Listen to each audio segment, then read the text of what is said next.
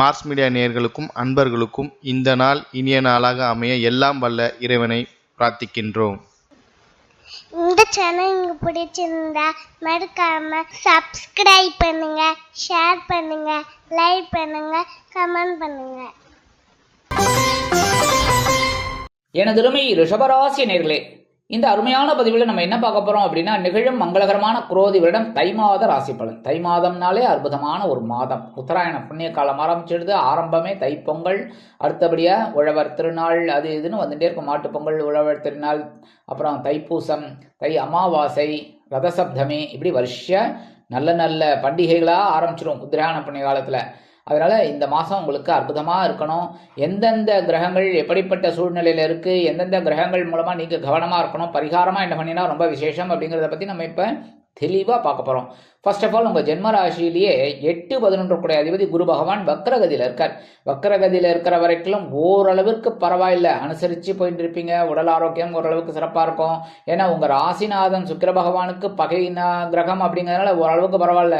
ஏன்னா பகை கிரகம் வக்ரகதியில் இருக்கிறது ரொம்ப விசேஷம். ஓரளவுக்கு நீங்கள் இந்த சவாலெல்லாம் சமாளிக்கிற ஒரு பக்குவம் உங்களுக்கு கண்டிப்பாக கிடைக்கும். உத்தியோகத்தில், தொழில் வியாபாரத்தில் எடுக்கிற காரியங்களில் 11-2-2025 முதல் இந்த குரு பகவான் வக்ர நிவர்த்தியாரார்.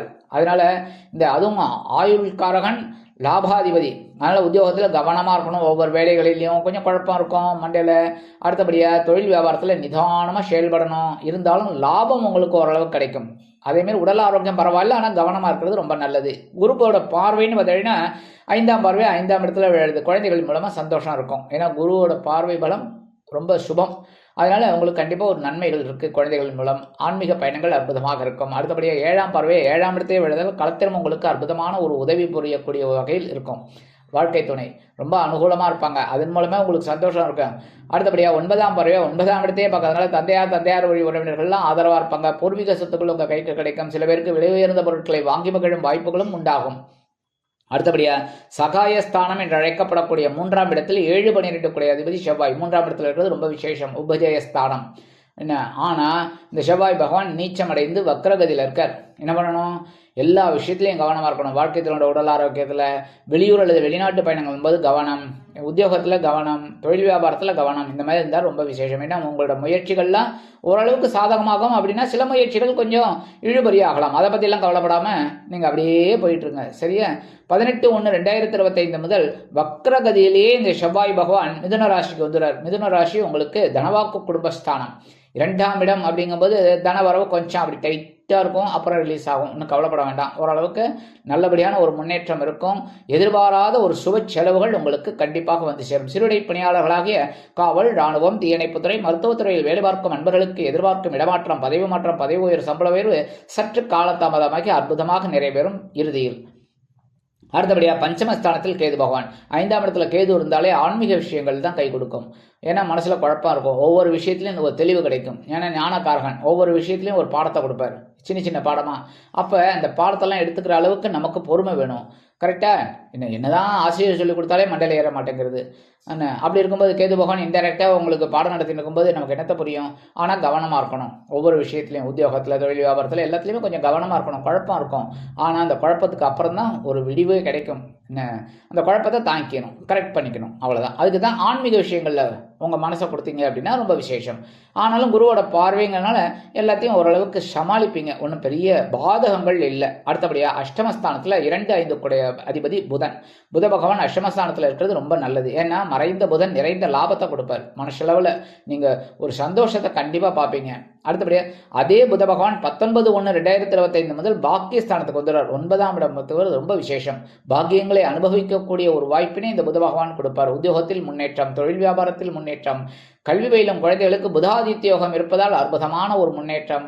அதேமாரி இந்த வெளிநாட்டில் வசிக்கிற அன்பர்களுக்கெல்லாம் அவங்க குழந்தைகள் மூலமாக சில நன்மைகள் கண்டிப்பாக வந்து சேரும்.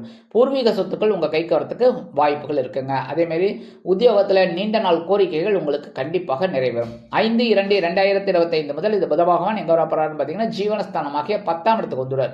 10ஆம் இடத்துக்கு வந்துட்டு ஓரளவுக்கு உங்களுக்கு அனுகூலம் கொடுப்பார். அப்படின்னாலும் சனீஸ்வர பகவான் அங்கே இருக்கார். அதனால ஓரளவுக்கு உங்களுக்கு பிரச்சனைகள் இருக்காது. உத்தியோகத்தில் கொஞ்சம் பரபரப்பாக இருக்கணும், தொழில் வியாபாரத்தில் கொஞ்சம் பரபரப்பாக இருக்கணும், அவ்வளோதான். மற்றபடி ஒன்றும் பெரிய பாதகங்கள் இருக்காது. கவனம் அவசியம். உடல் ஆரோக்கியத்தில் கொஞ்சம் சிறப்பாக அக்கறை எடுத்துக்கிறது நல்லதுங்க. அடுத்தபடியாக பாக்கியஸ்தானத்தில் சுகாதிபதி சூரிய பகவான் 4ஆம் இடத்து அதிபதி பாக்கியஸ்தானத்தில் இருக்கிறது ரொம்ப விசேஷம். ஏன்னா தந்தையார் இப்போ ரொம்ப அனுகூலமாக இருப்பார். நீங்கள் அவங்ககிட்ட ஏதாவது ஒரு உதவின்னு கேட்டு போயிட்டீங்கன்னா ஆட்டோமேட்டிக்காக கிடைக்கும். அதேமாரி பூர்வீக சொத்துக்கள் இருந்த அந்த குழப்பங்கள்லாம் கொஞ்சம் குறையும். உங்களுக்கு சாதகமாக அமையறதுக்கு நிறைய வாய்ப்புகள் இருக்குங்க. இந்த மூத்த உடன்பிறப்புகள்லாம் உங்களுக்கு ரொம்ப அனுகூலமாக இருப்பாங்க. அவங்க மூலமாக நீங்கள் எடுக்கிற காரியங்கள்லாம் அற்புதமாக நிறைவேறும். அதேமாரி சமூக அந்தஸ்தில் இருக்கிறவங்களுக்குலாம் ஒரு அற்புதமான ஒரு சூழ்நிலை கண்டிப்பாக அமையும். சில பேருக்கு பொன்பொருள் ஆடை ஆபரண சேர்க்கை உண்டாகும். அதேமாரி வீடு மனை வாகனம் இதெல்லாம் வாங்கணும் அப்படின்னு நினச்சி போட்ட திட்டமெல்லாம் இப்போ உங்களுக்கு கைகூடி வர நேரத்தில் இருக்கும். அதே மாதிரி இந்த வெளியூர் இல்லைன்னா வெளிநாடு போய் அற்புதமான ஒரு முன்னேற்றம் காணணும் அப்படின்னு நினைச்சீங்கன்னா அந்த வெளிநாட்டு பயணங்கள்லாம் உங்களுக்கு அற்புதமாக நிறைவேறும். உறவினர்கள் கை கொடுக்கும் காலம் இந்த காலம். அதேமாரி ஜீவனஸ்தானத்தில் 9, 10 அதிபதி சனீஸ்வர பகவான் மற்றும் ராசிநாதனும் பகைரோன ரோகாதிபதியுமான சுக்கிர பகவான் 2 பேரும் இருக்காங்க. சனீஸ்வர பகவான் சுக்கிர பகவான் அற்புதமான ஒரு காம்பினேஷன். என்னென்ன இந்த சனி பிளஸ் சுக்கிரன் வந்து எப்படின்னா ரெண்டும் கான்ட்ராவர்சி, ஆனால் நட்பு. எப்படின்னா சனீஸ்வர பகவான் உழைச்சா தான், ஆனால் இந்த சுக்கிரபகவான் அப்படி கிடையாது. நீ உழைச்சாலும் சரி உழைக்கலாம் சரி சந்தோஷமாக இரு, சந்தோஷம்தான், சந்தோஷக்காரகன். அப்போ என்ன ஒரு இது, நீங்கள் உழைக்கணும், உழைக்கிறத ஒரு சந்தோஷம் கண்டிப்பாக கிடைக்கும். ஸோ உழைக்கணும், உழைச்சி அதன் மூலமாக வர வருமானத்தை சந்தோஷமாக செலவு பண்ணுங்க. இந்த மாதிரி இருந்தாலே ரொம்ப விசேஷம். தொழில் வியாபாரத்தில் ஓரளவுக்கு உங்களுக்கு அனுகூலம், எடுக்கிற காரியங்கள் உங்களுக்கு அற்புதமாக நிறைவேறும். அதே சுக்கிர பகவான் 28/1/2025 முதல் லாபஸ்தானத்துக்கு வந்துடுறார். ஆல்ரெடி லாபஸ்தானத்தில் யார் இருக்கார்? ராகு பகவான் இருக்கார். இவர் லாபஸ்தானத்துக்கு வந்து உச்சமடைகிறார். உச்சமடைந்த சுக்கிர பகவான் ராகுவுடன் இணைகிறார். ராகு யோகக்காரகன், சுக்கிரன் பொழுதுபோக்குக்காரகன், கலித்திரக்காரகன், சந்தோஷக்காரகன். ஜாலியோ ஜிம்கானா 2 பேரும் சந்தோஷமா உங்களுக்கு ஒரு பெரிய உயர்வினை கொடுக்க போறாங்க. எப்படின்னா ராகு பிரம்மாண்டத்துக்கு அதிபதி, பிரம்மாண்டமா ஒரு பெரிய முன்னேற்றம் அடையணும் அப்படின்னு ஒரு திட்டத்தை இந்த சுக்கிர பகவான் அப்படியே தூண்டுவார். ஏன்னா உங்க ராசிநாதன். ஆனா இந்த இடத்துல நீங்க என்ன பண்ணணும், எச்சரிக்கையா இருக்கணும் அப்படின்னா உத்தியோகத்துல கவனமா இருக்கணும். சக ஊழியர்கள்ட்டாலும் தேவையில்லாத ஒரு பேச்செல்லாம் பேசிக்கப்படாது. அதே மாதிரி எடுக்கிற காரியங்களை கடன் வாங்கி பண்ணாதீங்க. பெரிய அளவில் கடனை வாங்கி மாட்டிக்க கூடாது. சரியா? இந்த கைக்குள்ள எவ்வளவு கடன் அடைக்க முடியும் அப்படிங்கிறத ஸ்கெட்ச் போட்டு திட்டம் போட்டு அப்படி ஒர்க் அவுட் பண்ணீங்கன்னா ரொம்ப நல்லது. ஏன்னா ராகு பகவான் பிரம்மாண்டமா நீ கடனை வாங்குப்பா, எவ்வளோ வேணாலும் வாங்க, என்ன பண்ண அப்படிங்கிற மாதிரி இருக்கும். சுக்கிரபகவான் அதுக்கு மேலே, ஏன்னா உங்களை மாட்டி விடுறதுக்கு. அதனால கவனமாக இருக்கணும். ஒவ்வொரு விஷயத்துலையும் தெளிவான ஒரு சூழ்நிலையை எடுத்துக்கணும். அப்போ தான் வந்து ரொம்ப ரொம்ப விசேஷமாக கிடைக்கும். சரியா? இந்த உச்சமான சுக்கிர பகவான் உங்களுக்கு பிரம்மாண்டமான ஒரு வெற்றியை கொடுக்க போகிறார். சந்தோஷமாக இருக்கும்.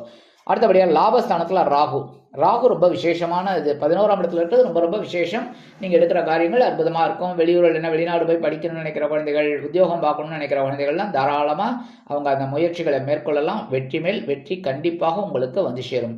சரி, பரிகாரமாக என்ன பண்ணினா ரொம்ப விசேஷம், மகாலட்சுமி தாயாரை வழிபாடு பண்ணணும். ஏன்னா உங்கள் ராசிநாதன் முதல்ல சனீஸ்வர பகவானோட இருக்கார், அப்புறம் ராகுவோட இணைகிறார். அதனால இந்த மாதம் முழுவதும் ரொம்ப நல்லா அற்புதமாக இருக்கணும் அப்படின்னா மகாலட்சுமி தாயாரை வழிபாடு பண்ணுறது ரொம்ப ரொம்ப விசேஷமான பலன்கள் உங்களுக்கு கண்டிப்பாக கிடைக்கும். வருமானம் வரும்.